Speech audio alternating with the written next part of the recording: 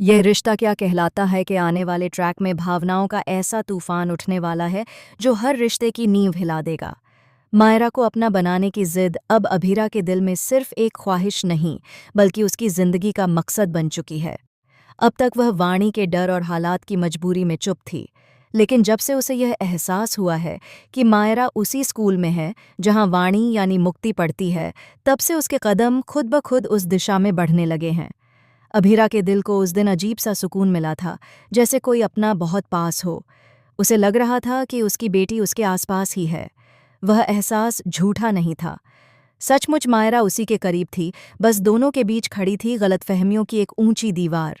जैसे ही अभीरा को सच्चाई पता चलती है, उसकी आंखों में चमक लौट आती है।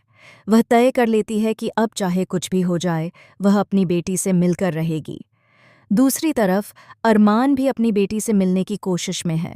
उसके दिल में भी पछतावा है, लेकिन हालात ऐसे हैं कि वह खुलकर कुछ कर नहीं पा रहा। वहीं अब यह भी साफ हो चुका है कि जो शुभचिंतक अब तक परछाई बनकर अभीरा की मदद कर रहा था, वह कोई और नहीं बल्कि दादी सा हैं।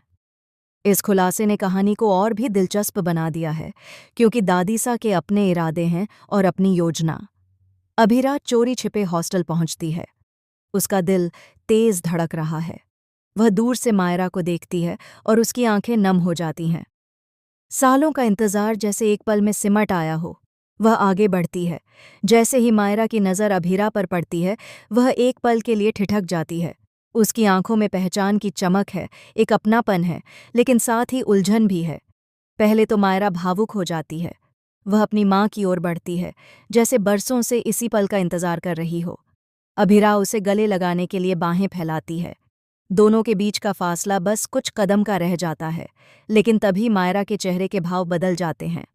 उसे अपने बचपन की बातें याद आ जाती हैं। वह दर्द याद आ जाता है जब उसे लगा था कि उसकी माँ ने उसे छोड़ दिया, और अगले ही पल वह खुद को संभालते हुए अभीरा को हल्का सा धक्का दे देती है। यह पल अभीरा के लिए किसी बिजली के झटके से कम नहीं।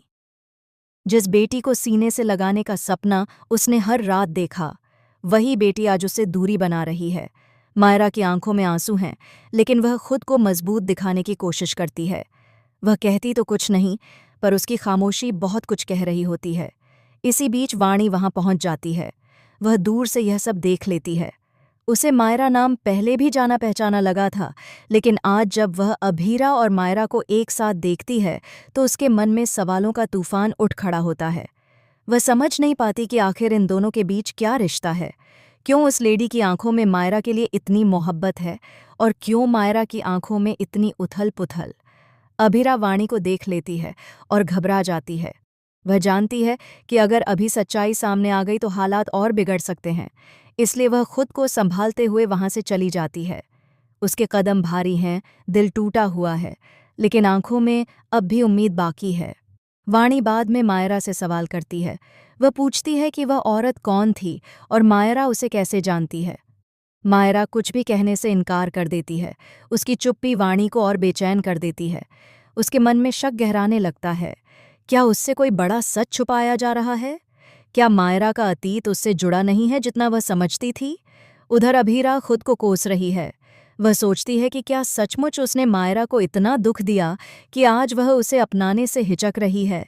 लेकिन फिर वह तय करती है कि इस बार वह पीछे नहीं हटेगी।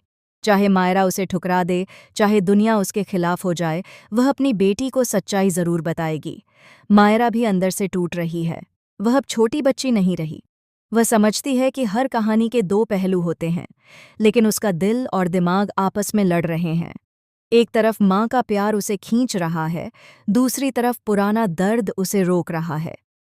सवाल ये है कि क्या वह इस सिचुएशन को समझदारी से संभाल पाएगी, या फिर गुस्से में कोई ऐसा कदम उठा लेगी जो सब कुछ बदल दे।